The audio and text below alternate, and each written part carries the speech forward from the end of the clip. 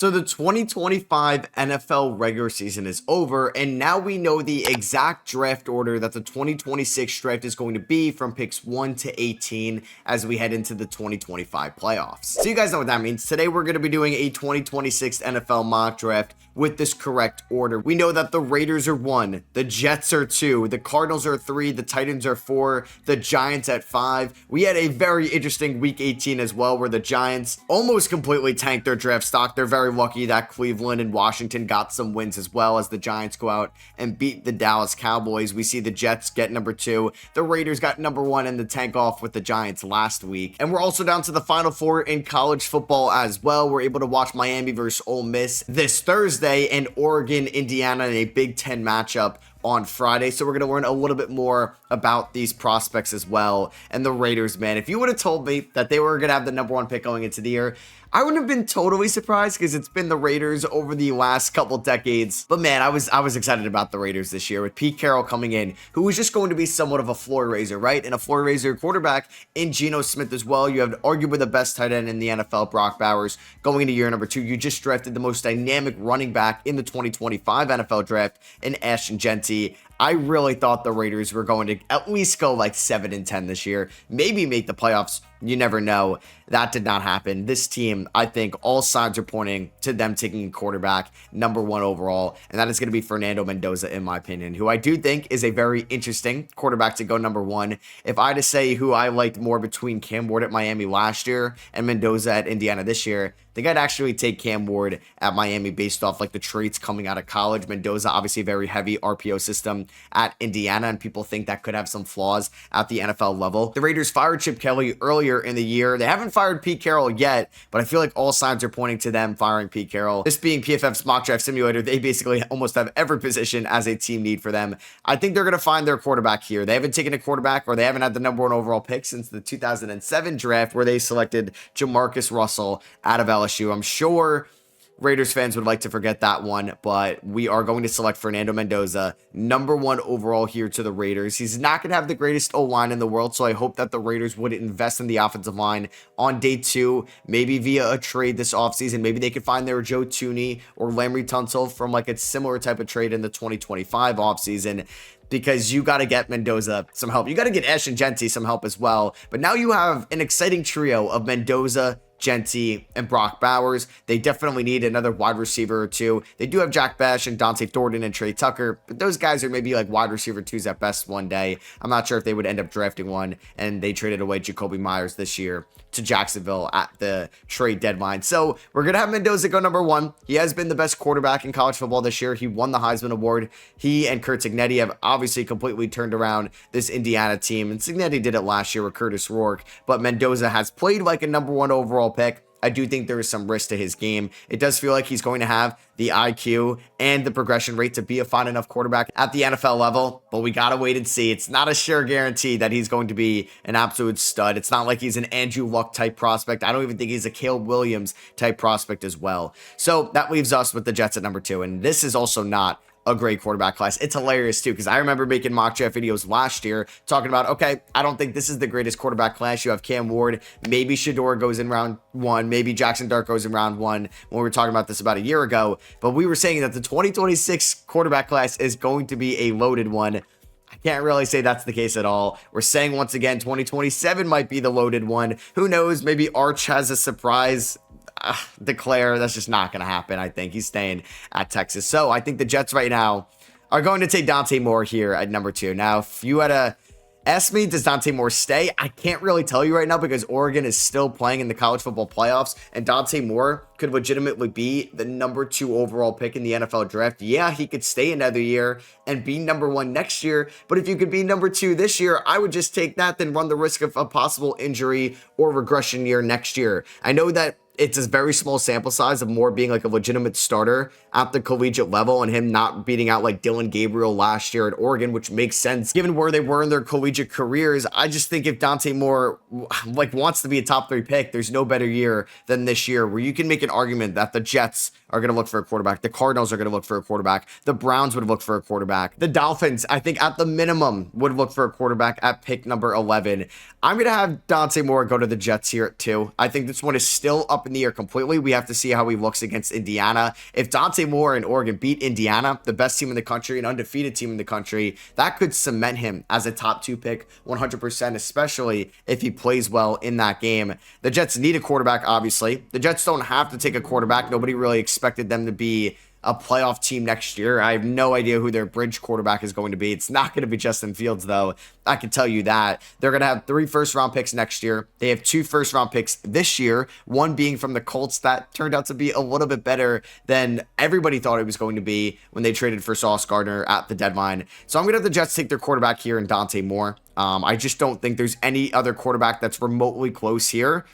I mean, we could see what Trinidad Chambliss does against Miami, a good defense in Miami that just beat Ohio State, and maybe there's a chance he becomes like this year's Jackson Dart, where he just skyrockets his draft stock into the first round, just in the top 5. I can't see that for Chambliss, who people could say is going to try to get another year of college football as well under his belt, and obviously just has like one legitimate year in good competition of college football. But yeah, I do have quarterback 1 and 2 right now, and Mendoza and Dante Moore. So I think the Cardinals would probably take a chance on Dante Moore if he was there at 3, or Fernando Mendoza if he was there at 3. But the 2 teams ahead of him also want to take a quarterback. So the way Ty Simpson played in the second half of the collegiate season, no. Nussmeier, no. I would say maybe Chambliss has the most intriguing upside to being the 3rd best quarterback in this class, the way he's played at Ole Miss this year with Lane Kiffin and now Pete Golding. But I just don't think that they're going to go that route either. And I'm going to have them select Arvell Reese, though. The Cardinals could definitely look to upgrade their defense, and they're going to get maybe one of the best playmakers in this draft, somebody that you can line up all over the field at the NFL level, just a big-time player for the Buckeyes that I just don't think there's another guy that makes too much sense here. Now, you could love the intangibles and the traits of Ruben Bane, have him up on that front 7, on that defensive line, opposite side of Josh Sweat, and now you could really be cooking.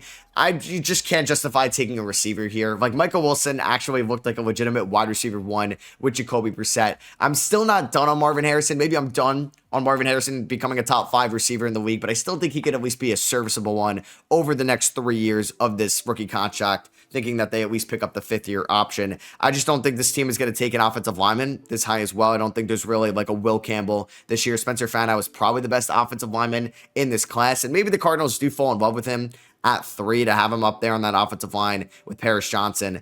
I'm thinking that this team does bring back Kyler Murray next year. I don't think they're going to fire Jonathan Gannon, at least not this morning on January 5th. I'm going to have them go Arvell Reese here and just get an absolute playmaker on the defensive side of the field. I think a very high floor guy in this class, and not hopefully Isaiah Simmons 2.0. So now we're on the clock here with the Tennessee Titans at 4. They could go a plethora of routes. Could they use a Caleb Downs? Yes. Could they use a Jeremiah Love? Yes. But I don't think they're going to take a safety or running back as high at number 4. They should not do that. So I think it comes down between 2 players. My wide receiver 1, Jordan Tyson, I think could definitely be in play here. Or it's Ruben Bane, who's had a monster season for Miami. At one point, it felt like he was the number 1 pick in the draft before the quarterback tax is going to shoot guys up there regardless. So it's very tough to figure out who they would go with. I mean, the Titans are probably going to be bad next year either way. I mean, there is a chance that they have a really good offseason, 100%. They draft 5 good rookies in this class, and they absolutely nail the head coaching hire. And hey, they could win 7, 8, 9 games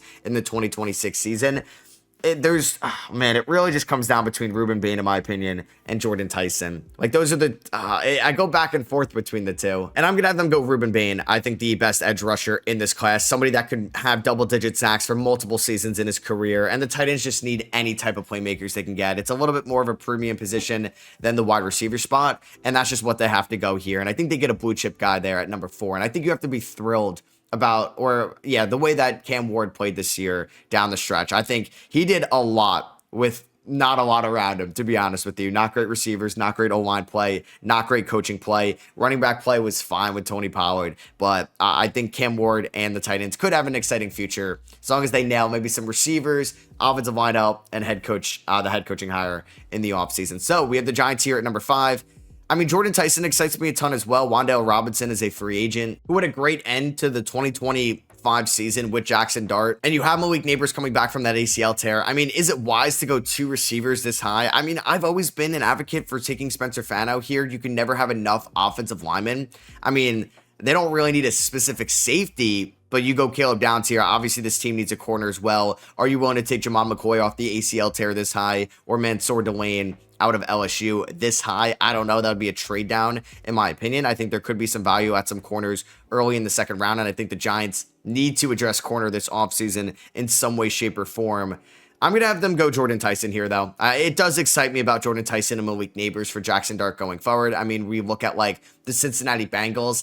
2 receivers doesn't always guarantee, like, anything out there to elite receivers, because you really need to build up the trenches and the secondary and the linebacking core and the, like, obviously the offensive line in the trenches. But I'm going to have them go Jordan Tyson. I totally get if you have them taking Spencer Fano. I just think Tyson, with Neighbors coming off that ACL, could be like the wide receiver 1, maybe till Neighbors gets back up and going. And then you have legitimately 2 elite receivers for Jackson Dart moving forward, which really should be their number 1 priority this offseason. So we're on the clock here at number 6 for the Browns. This is not like a spot where you take a quarterback and you absolutely reach on one. If you want one, you trade up maybe from the second round into the late first, and that's where maybe Chambliss goes, or maybe that's where Nussmeier goes, or Ty Simpson. But I do think the Browns are going to take Spencer Fano here. I think Fano might benefit a little bit from this being a weaker offensive line class, at least at the top. Now, we're going to hear a lot more about guys like Mauigoa from Miami, Proctor, Lomu, his teammate at Utah. Like, these guys will maybe do well or maybe not at the combine,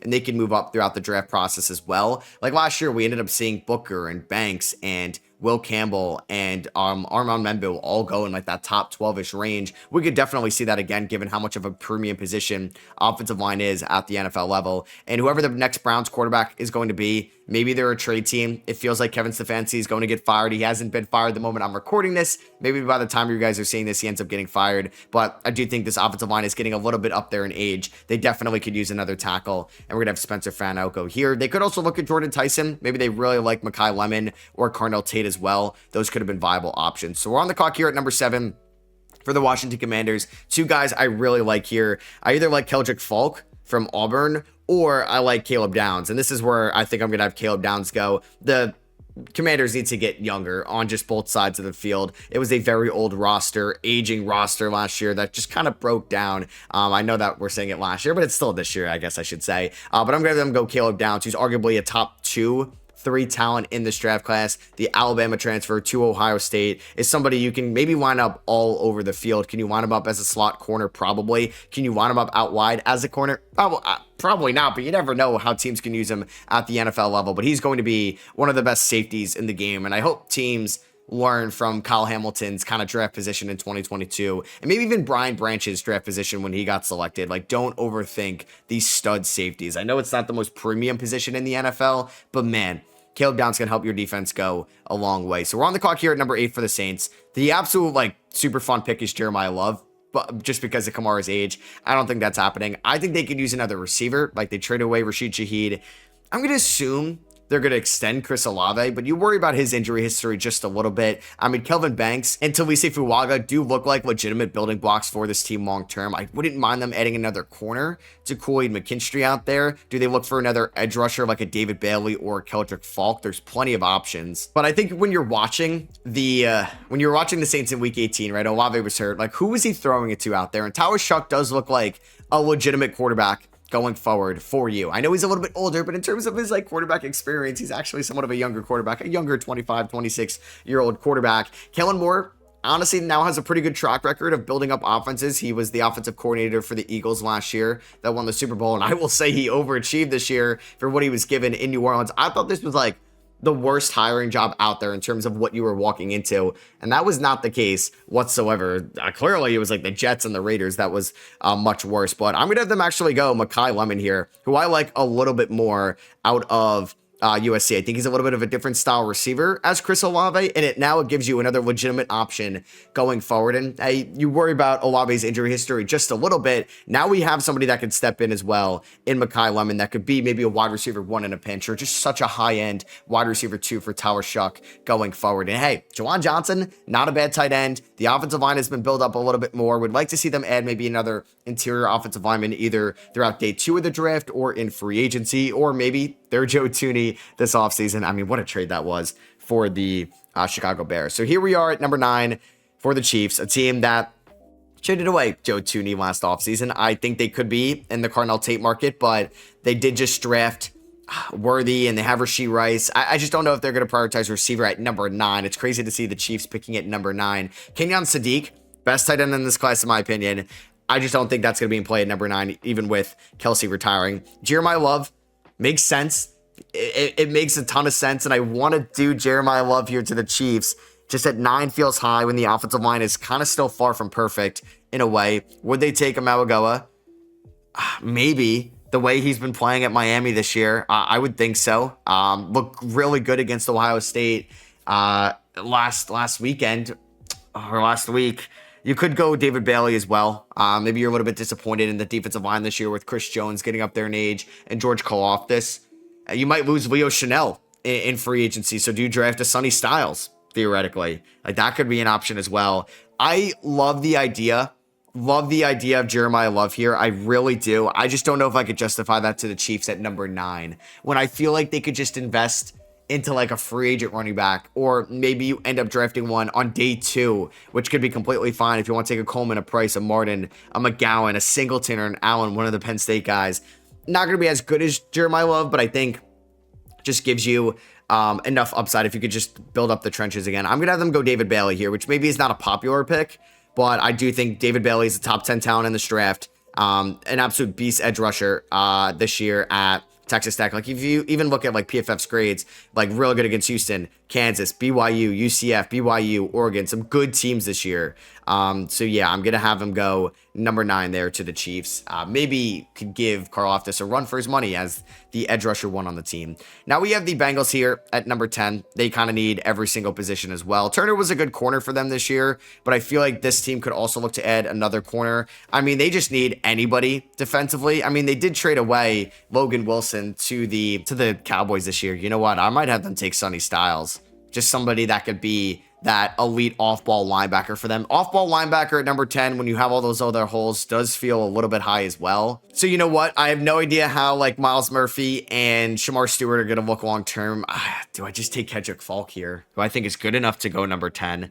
They're not taking a safety here, I'll tell you that. I just don't think there's a good enough interior offensive lineman. I don't think so just yet at number 10.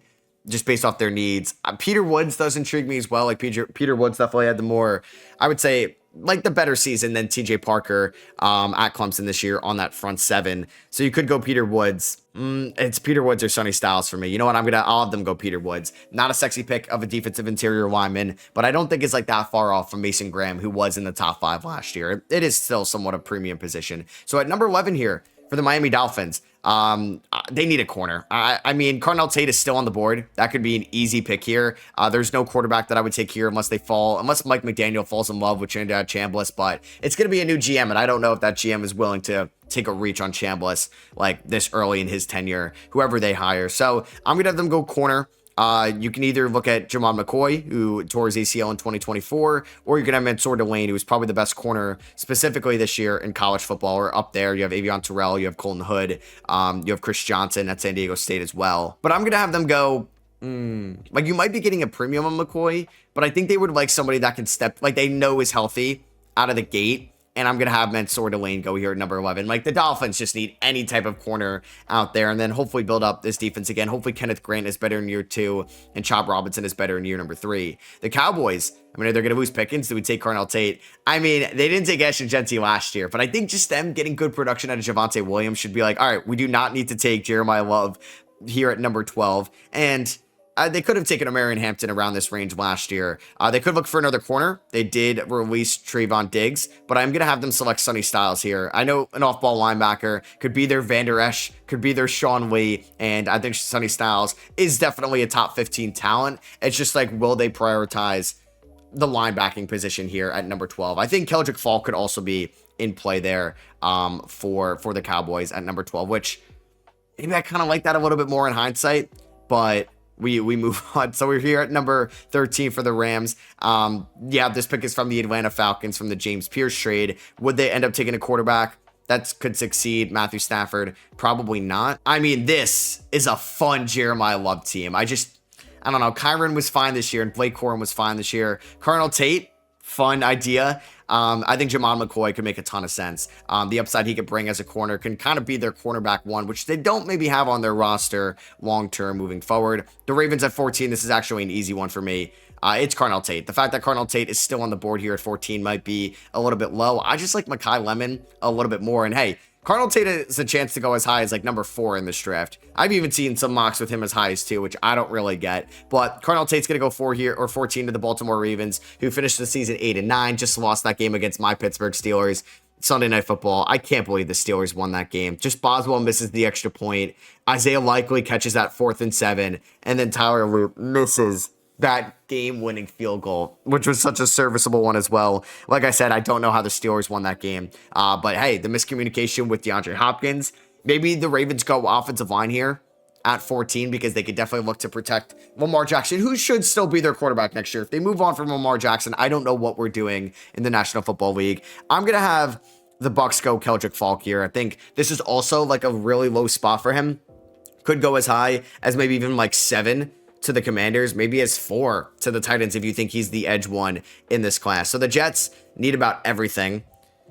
I mean, I'm thinking about Jeremiah Love to be back there with Dante Moore, which excites me. Oh, just a little bit, honestly. But they're going to, I think, transition tag Breece Hall. They didn't trade him at the deadline. I thought about that pick here 100%. The Jets traded away Quentin Williams. They traded away Sauce Gardner. You have your wide receiver one in Garrett Wilson.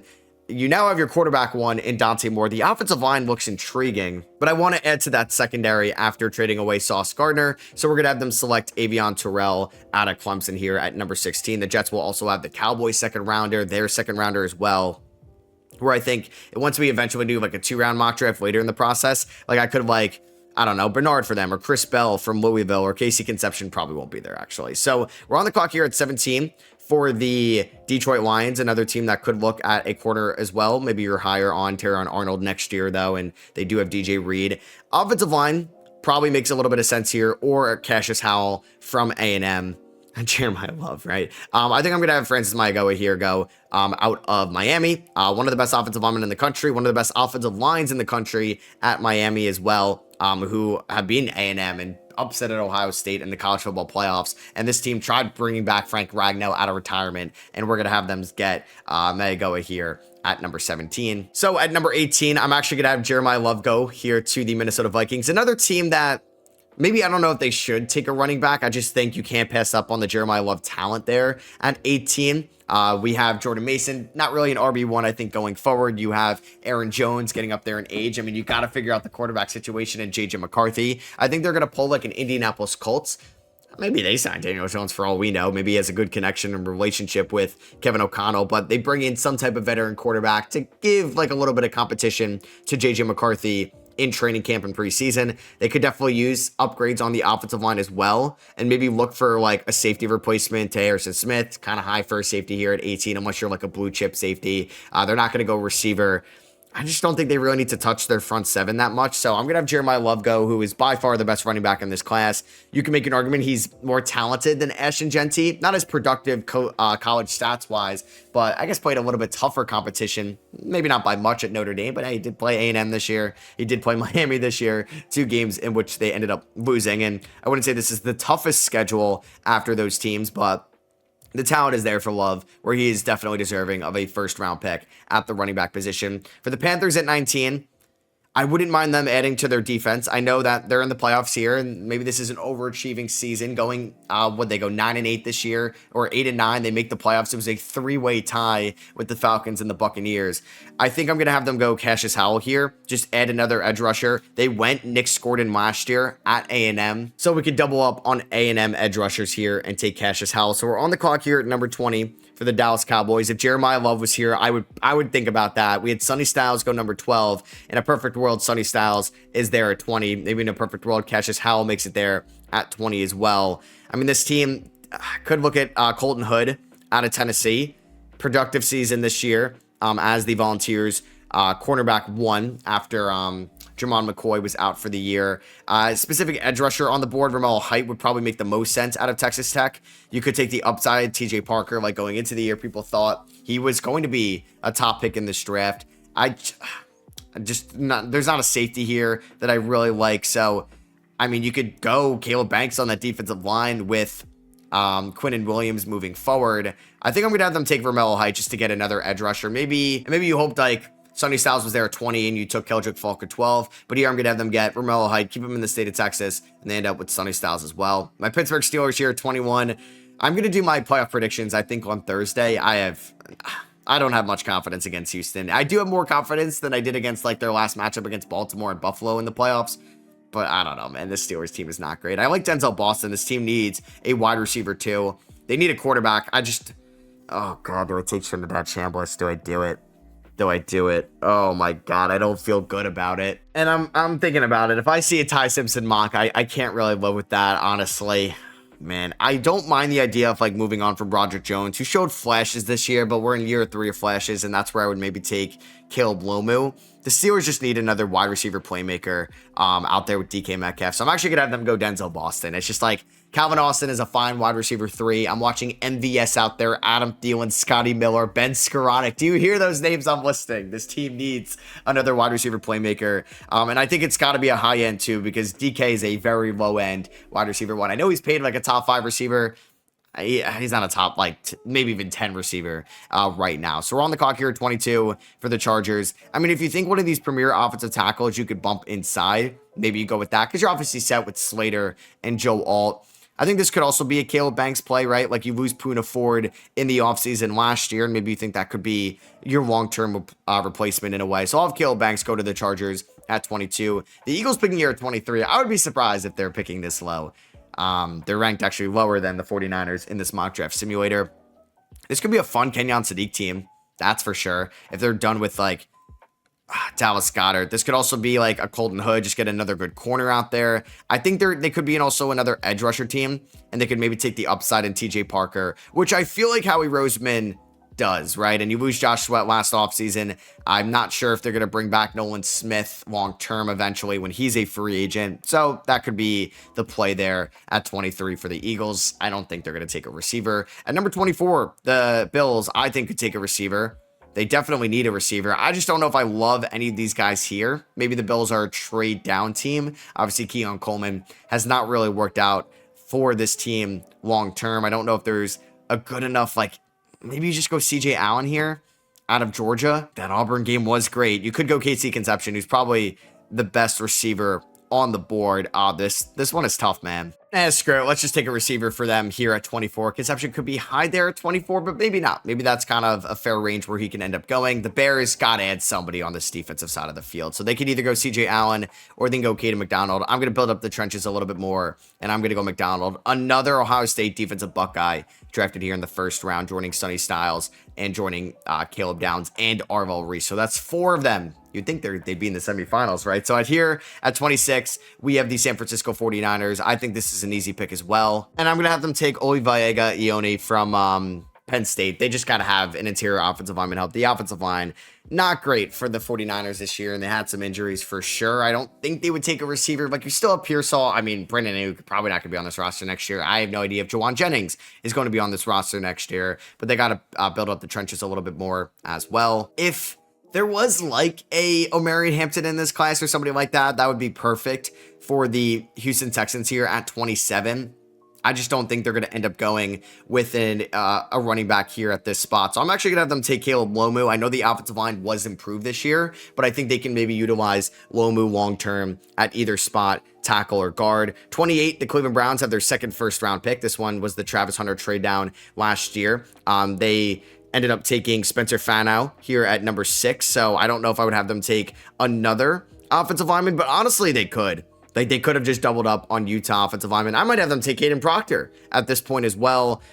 I mean, I don't mind them taking another corner.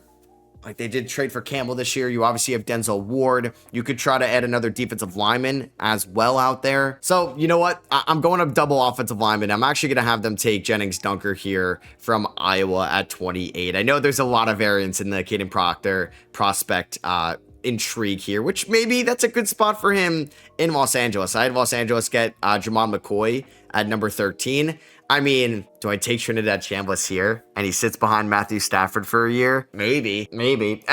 Screw it. Let's have some fun. Let's go 3 quarterbacks here in the first round. I highly doubt he does. I have no idea where Ty Simpson's going to end up, what he's going to end up doing. But I'm going to have Chambliss, who's been balling out for Ole Miss, go to the Rams, sit behind McVay and Matt Stafford for a year and just kind of soak in all that knowledge. For the Patriots at 30, I'm actually going to have them go, oh man, do I have them go Caden Proctor as well? I don't mind CJ Allen here, Colton Hood. I'm going to have them go CJ Allen out of Georgia, add to that front 7 a little bit more. I love this pick. I don't think he's going to be there. Who knows where the Broncos end up going, though, if they're actually picking at 31. I don't know if we're getting that Super Bowl rematch from like 2014 or 2013 between the Broncos and the Seahawks. But either way, I'm going to have Kenyon Sadiq go 31. They need an upgrade at tight end. Evan Ingram was a massive disappointment this year. And then at 32 for the Seahawks, I mean, do they like Proctor enough to take him here? They thought about maybe trading Reek Woolen this year at the deadline, so I'm going to have them go Colton Hood at 32 to add to that already great secondary with Witherspoon and Nickham and Warrior, who they've drafted over the last few years. So that is my mock draft post the 2025 NFL regular season, where we now know the draft order 1 to 18, but we'll figure out who's going to be picking at 32. Hopefully it's my Pittsburgh Steelers. It's definitely not going to be my Pittsburgh Steelers. If you guys did enjoy, I'd appreciate you leaving a thumbs up on the video. Subscribe for more NFL content like this and more mock drafts leading up to the draft in April. I'll catch you on the next one. Peace.